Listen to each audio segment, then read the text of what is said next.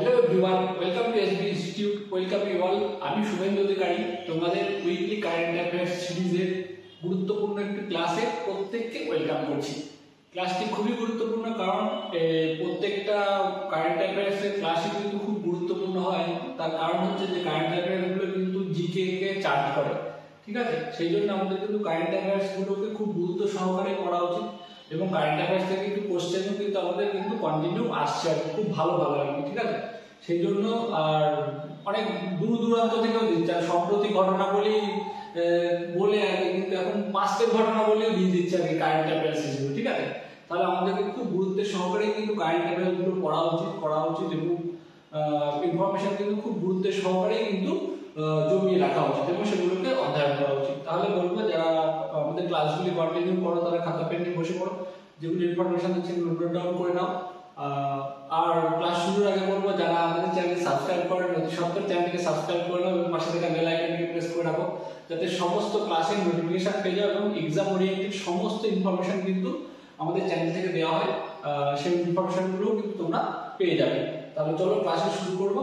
আর যারা আমাদের অফলাইন ব্যাচে অর্থাৎ ফাউন্ডেশন ব্যাচে যারা ভর্তি হতে চায়, তারা এই যে স্ক্রিনে দেওয়া যে নাম্বারটি রয়েছে 9332855315 এই নাম্বারে কিন্তু যোগাযোগ করে বা হোয়াটসঅ্যাপ করে কিন্তু তোমরা যাবতীয় ইনফরমেশন নিয়ে নিতে পারো এবং কিন্তু অফলাইন ব্যাচে তোমরা তোমাদের প্রস্তুতি শুরু করে দিতে পারো।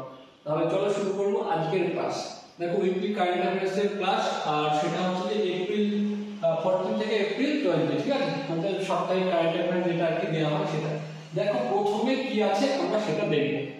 দেখো বলছে কাজাখস্তান ইন্টারন্যাশনাল ব্যাডমিন্টন চ্যালেঞ্জ 2024, অর্থাৎ আর আজকে ক্লাস শুরু করার আগে একটি কথা যেটা বলা, সেটা হচ্ছে যে তোমরা অনেকেই কমেন্ট করেছো যে স্যার এরকম কারেন্ট অ্যাফেয়ার্সটা বাংলায় করাতে, সেই জন্য কিন্তু আজকে আমরা কারেন্ট অ্যাফেয়ার্সের ক্লাসটা কিন্তু টোটালটাই বাংলায় রেখেছি, ঠিক আছে? যাতে তোমাদের প্রত্যেকের বুঝতে সুবিধা হয়। তাহলে চলো, বলছে কাজাখস্তান ইন্টারন্যাশনাল ব্যাডমিন্টন চ্যালেঞ্জ 2024, তাহলে কি পাচ্ছি আমরা? দেখো কাজাখস্তান ইন্টারন্যাশনাল ব্যাডমিন্টন চ্যালেঞ্জ 2024, তাহলে নিশ্চয়ই এটা কাজাখস্তানে অনুষ্ঠিত হচ্ছে জেনারেলি। তারপর দেখো কি বলছে, ভারতের উত্তরাখণ্ডের অনুপমা উপাধ্যায়, তাই তো? ভারতের বাসিন্দা, কোন রাজ্যের? উত্তরাখণ্ড রাজ্যের বাসিন্দা, তাই তো? কি অনুপমা উপাধ্যায় মহিলা বিভাগে খেতাব অর্জন করেছে, তাই তো? তাহলে মহিলা বিভাগে অর্থাৎ একক ক্ষেত্রে অর্থাৎ সিঙ্গেল টাইটেল পেয়েছে, তাই তো? অর্থাৎ সিঙ্গেল টাইটেল, ক্লিয়ার? অর্থাৎ সিঙ্গেল টাইটেল কিন্তু তিনি অর্জন করেছেন, তাই? এবার দেখবো আমরা কি পুরুষ বিভাগে খেতাব অর্জন করেছে। পুরুষ বিভাগে খেতাব অর্জন করেছেন ভারতের তেলেঙ্গানা রাজ্য। কোন রাজ্যের বাসিন্দা? তেলেঙ্গানা রাজ্য, তাই তো? তেলেঙ্গানার খেলা কি? তরুণ মান্নাপল্লী। কি? তরুণ মান্নাপল্লী। তাহলে কি তেলেঙ্গানার বাসিন্দা তরুণ মান্নাপল্লীও কিন্তু এই কাজাখস্তান যে ইন্টারন্যাশনাল ব্যাডমিন্টন চ্যালেঞ্জ 2024 অনুষ্ঠিত হয়েছে, তাতে কিন্তু মানে মেয়েদের বিভাগে অনুপমা উপাধ্যায়, তিনি কোন রাজ্য থেকে? তিনি হচ্ছে উত্তরাখণ্ড থেকে। আর কি তেলেঙ্গানা রাজ্য থেকে কে? তরুণ মান্নাপল্লী। এই দুজনে কিন্তু একক টাইটেল কিন্তু অর্জন করেছে। পরীক্ষাতে কিন্তু এই যে একক টাইটেল থেকে কিন্তু কোশ্চেন আসে এবং বলে দেয় আর কি পুরুষ বিভাগের একক টাইটেল কে এবং মেয়েদের বিভাগে একক টাইটেল কে, সেগুলো কিন্তু খুব গুরুত্ব সহকারে বুঝে নিতে হবে তোমাদের। তাহলে খেলাটি অনুষ্ঠিত হয় কাজাখস্তানে। আর কি 2রা এপ্রিল থেকে 6 এপ্রিল 2024, ঠিক আছে? 2রা এপ্রিল থেকে 6 এপ্রিল 2024 কিন্তু এই খেলাটি অনুষ্ঠিত হয়েছে। তারপরে দেখো বলছে যৌথ বাহিনী মহড়া, ঠিক আছে? যে জয়েন্ট মিলিটারি এক্সারসাইজ, তাই তো? জয়েন্ট মিলিটারি এক্সারসাইজ কি আছে এখানে দেখবো, যে ডাস্ট লিগ, তাই তো? Dust league 2024। তাহলে এই যে যৌথ সৈন্যবাহিনী মহড়া, আমি তোমাদেরকে প্রত্যেকটা ক্লাসে কিন্তু বলি যে সৈন্যবাহিনীর মহড়াগুলো কিন্তু খুব গুরুত্বপূর্ণ, ঠিক আছে? এই যে ডাস্ট লিগ যৌথ সৈন্যবাহিনীর মহড়া, এই সৈন্যবাহিনীর মহড়াটা কি, কোথায় অনুষ্ঠিত হয়েছে, কবে অনুষ্ঠিত হয়েছে? জেনারেলি তারিখটা কোশ্চেন আসে না, তবুও আমাদের সমস্ত কিছুই জেনে রাখা ভালো। এখন কোশ্চেনের প্যাটার্ন কিন্তু বিভিন্ন রকম ভাবে আসছে। আর কি কোথায় অনুষ্ঠিত হয়েছে, কবে, কোন দুটি দেশ অংশগ্রহণ করেছে, এটা কি বাইল্যাটারাল না ট্রাইল্যাটারাল, অর্থাৎ দ্বিপাক্ষিক না ত্রিপাক্ষিক, সেগুলোও কিন্তু জানা। আর এই মহড়ারে কি বেস, অর্থাৎ এয়ার বেস, অর্থাৎ কি বায়ুশক্তি নাকি স্থলশক্তি না বিমান, মানে আর কি জলশক্তি, সমস্ত কিছু, জলবাহিনী, সমস্ত কিছুই কিন্তু আমাদের জানতে হবে, ঠিক আছে? তাহলে দেখো যৌথ সৈন্যবাহিনী মহড়া কি নাম?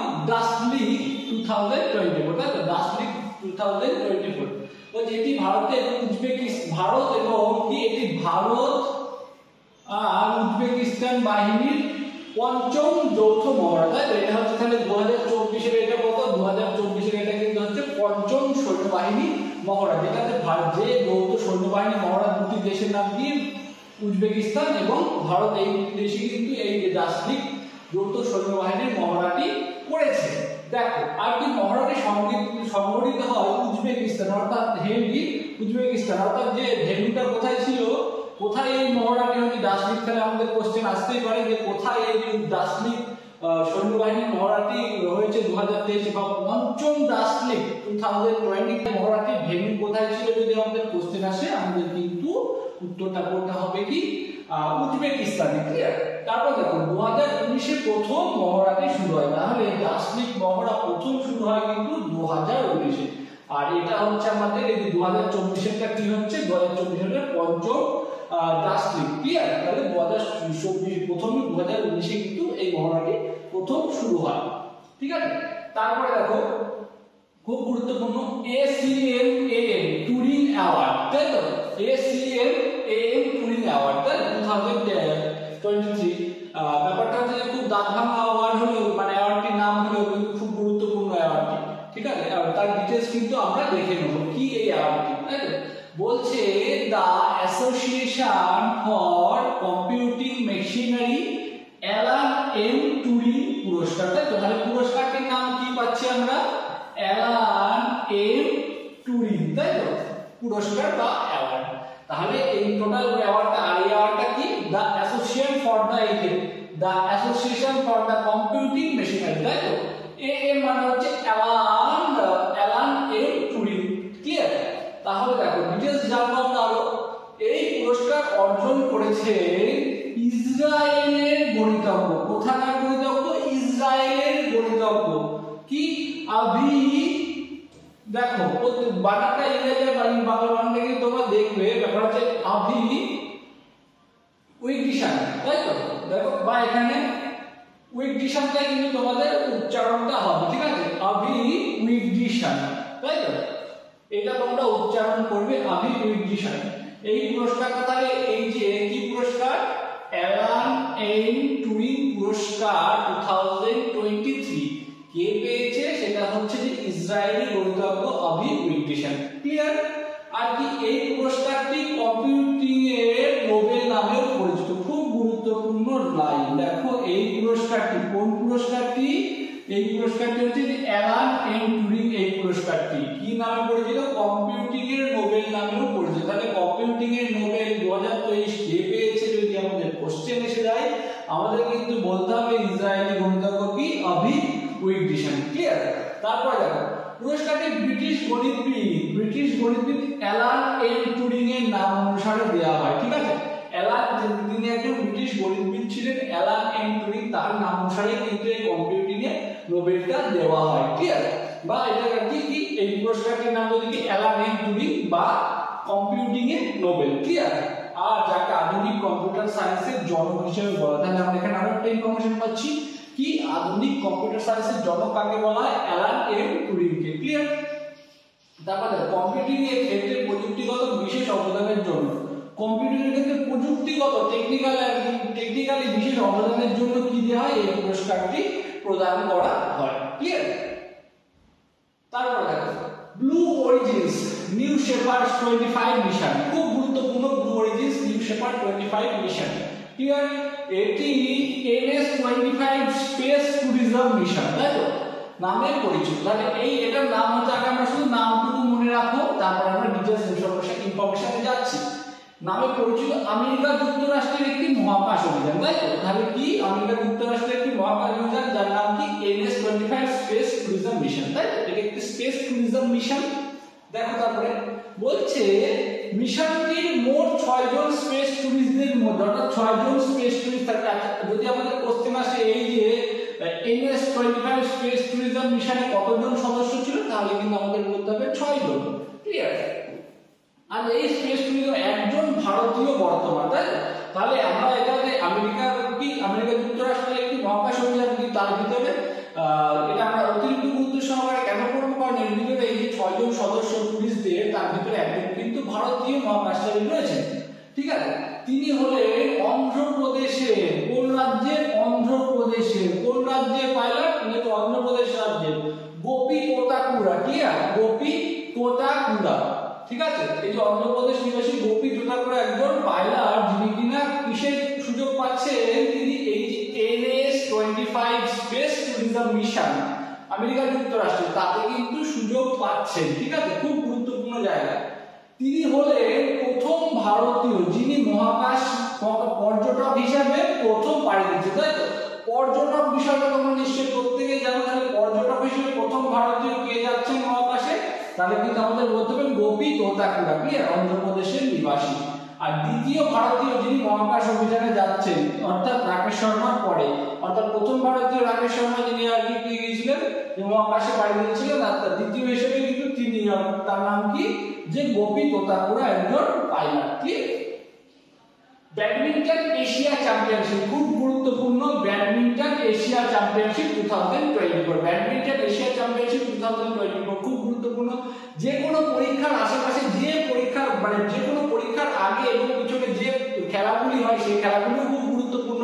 কারেন্ট অ্যাফেয়ার্স বিষয়টা সাম্প্রতিক ঘটনা বই, ঠিক আছে, কিন্তু এখন সমস্ত জায়গা থেকেই কোশ্চেন দেয় আমাদের, সেই জন্য কোনো বিষয় কিন্তু অবহেলা করে এড়িয়ে গেলে হবে না। যতটা সম্ভব হয় ইনফরমেশন কিন্তু গ্যাদার করতে হবে। ক্লিয়ার? চলো, তাহলে ব্যাডমিন্টন এশিয়া চ্যাম্পিয়নশিপ 2024 অনুষ্ঠিত হয় চীনের নিংবোতে। তাই তো, তাহলে যদি আমাদের কোশ্চেন দিয়ে দেয় ব্যাডমিন্টন এশিয়া চ্যাম্পিয়নশিপ 2024 কোন দেশে অনুষ্ঠিত হয়েছে, আমরা চোখ বুলিয়ে উত্তর করে দেবো কি চীন দেশে। তাই তো, এইবার দেখো ইন্দোনেশিয়ার জোনাথন ক্রিস্টি। কোন? ইন্দোনেশিয়ার জোনাথন ক্রিস্টি। তাই তো, জোনাথন ক্রিস্টি পুরুষ বিভাগে একক খেতাব অর্জন করে। এটা পুরুষ বিভাগে একক খেতাব কে অর্জন করছে? Jonathan Christie. কি? চীনের লি শি ফেংকে হারিয়ে। তাই তো, চীন দেশের লি শি ফেংকে হারিয়ে কে পুরস্কার জিতে নিচ্ছে? পুরস্কার জিতে নিচ্ছে কিন্তু জোনাথন ক্রিস্টি। কোন দেশ? ইন্দোনেশিয়া। তাহলে চীনকে হারিয়ে ইন্দোনেশিয়ার জোনাথন ক্রিস্টি কিন্তু কি করছে? এই পুরস্কার একক খেতাব অর্জন করছে এশিয়া ব্যাডমিন্টন চ্যাম্পিয়নশিপ 2024-এ।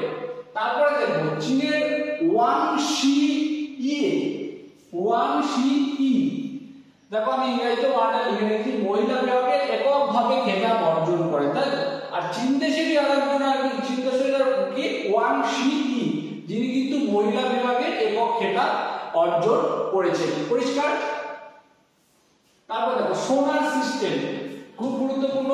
সোনার সিস্টেম টেস্টিং হাব স্পেস, মানে এটা কিন্তু স্পেস মানে এটা কিন্তু শর্ট ফর্ম। ঠিক আছে, সেই বিষয়ে ডিটেইলস আমরা দেখব যে ডিআরডিও বা defence research and development organisation sonar সিস্টেমকে আরো উন্নত করার জন্য প্রযুক্তি এবং কর্মদক্ষতা বৃদ্ধির লক্ষ্যে স্পেস বা submersible platform for the acoustic characterization and evaluation, এইটার জন্য সোনার সিস্টেমটাকে, সোনার সিস্টেমটা আমরা জানি যে আর কি, যে শব্দ তরঙ্গ পাঠিয়ে সেই শব্দ তরঙ্গে মানে সেই শব্দ তরঙ্গ যে ফিরে আসা, এই যে দূরত্বটা মেপে মানে আর কি, যে এটা জেনারেলি আর কি সাবমারিন টেকনিক ব্যবহার হয়। উপকূল সেনাবাহিনী কিন্তু এগুলো ব্যবহার করে এই সিস্টেমটা, কারণ দূরবর্তী কোনো সাবমেরিন আছে কিনা সেটা কিন্তু এই শব্দের ফ্রিকোয়েন্সি পাঠিয়ে কিন্তু সেই বিষয়টা কিন্তু অনুভব করার চেষ্টা করে। এটাই হচ্ছে যে কি সোনার সিস্টেম। ঠিক আছে, এটা হচ্ছে সোনার সিস্টেম বা sound navigation ranking system. Clear? তারপরে বলছি এটি কেরালা রাজ্যের ইদুক্কি জেলায়। তাহলে কোন রাজ্যে যে আমাদের কি হাব হয়েছে সোনার সিস্টেম টেস্টিং হাব, কোন রাজ্যে হয়েছে? তাহলে সেটা আমাদের বলতে হবে কেরালা রাজ্যে ইদুক্কি জেলায় এই টেস্টিং হাবটি তৈরি হয়েছে। সেটি নৌবাহিনীর প্রযুক্তিগত দিককে খুবই উন্নত করাই হচ্ছে যে এই টেস্টিং হাবের লক্ষ্য বা এই প্রয়াসের লক্ষ্য হচ্ছে নৌবাহিনীর সমস্ত কি প্রযুক্তিগত দিকটাকে উন্নত করা। ক্লিয়ার? তারপর আবার কি Asian wrestling championship 2024, Asian wrestling championship 2024 কাজাখস্তানের বিশকেকে অনুষ্ঠিত হয়েছে। কাজাখস্তানের বিশকেক, কাজাখস্তানের রাজধানী কিন্তু বিশকেক। তাই তো, কাজাখস্তানের রাজধানী হচ্ছে যে বিশকেক। আর কি এখানে কিন্তু এশিয়ান রেসলিং চ্যাম্পিয়নশিপ 2024 অনুষ্ঠিত হয়েছে। ভারত যেখানে মোট 9টি পদক, কতগুলি ভারত? তাহলে ভারত কতগুলি এশিয়ান রেসলিং চ্যাম্পিয়নশিপ 2024 ভারত কতগুলি পদক পেয়েছে? 9টি পদক অর্জন করেছে, যার মধ্যে 4টি সিলভার আর 5টি ব্রোঞ্জ। ক্লিয়ার?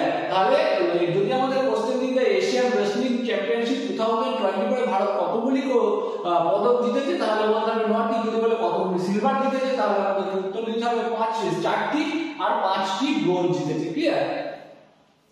দেখো এই পয়েন্ট হচ্ছে কিছু ওয়ান লাইনার, যেগুলো কিন্তু খুব গুরুত্বপূর্ণ, যা ডিটেইলস নেই কিন্তু ব্যাপারটা খুব গুরুত্বপূর্ণ, এগুলো কিন্তু তোমাদের মনে রাখতে হবে, কারণ এখান থেকে কিন্তু প্রচুর কোশ্চেন আসে। বলছে ন্যাশনাল ফায়ার সার্ভিস ডে। এই যে ন্যাশনাল ফায়ার সার্ভিস ডে কত?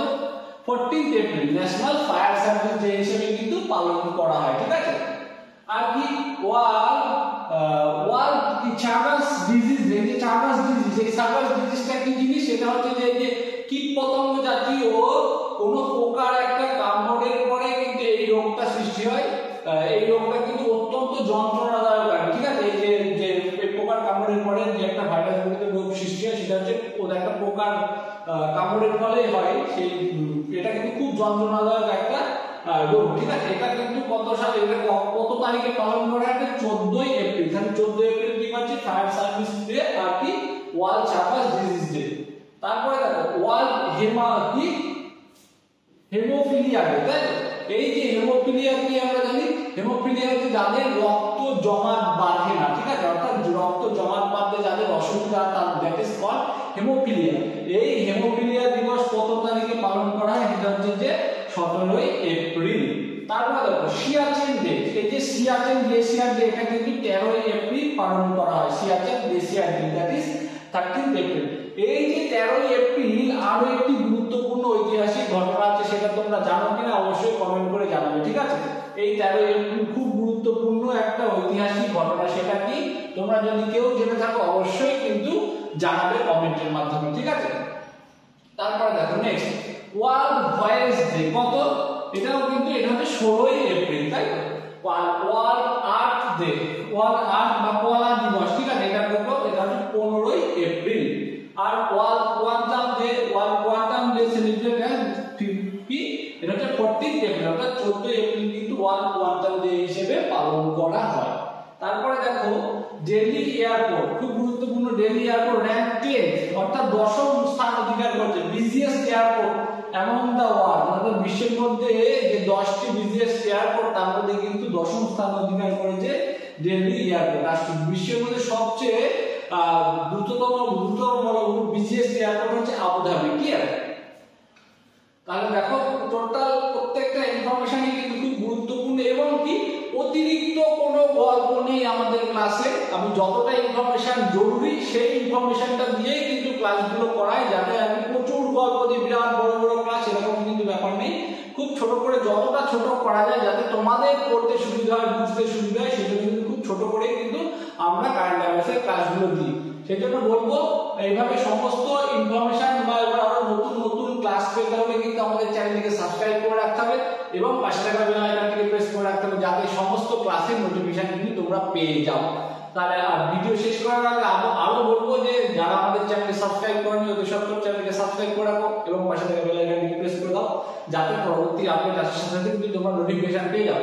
আর যারা আমাদের অফলাইন ব্যাচে ভর্তি হতে চাও, ফাউন্ডেশন ব্যাচ কিন্তু আমাদের ইনস্টিটিউটে চালু হয়ে গেছে। তোমরা যারা ভর্তি হতে চাও, আমাদের অফিসিয়াল যে নাম্বারটি আছে সেই নাম্বারটিতে যোগাযোগ করে, ফোন করে বা হোয়াটসঅ্যাপ করে কিন্তু তোমরা যাবতীয় ইনফরমেশন নিয়ে তোমরা কিন্তু ভর্তি হয়ে যেতে পারো এবং তোমাদের প্রস্তুতি শুরু করে দিতে পারো। তাহলে দেখা হচ্ছে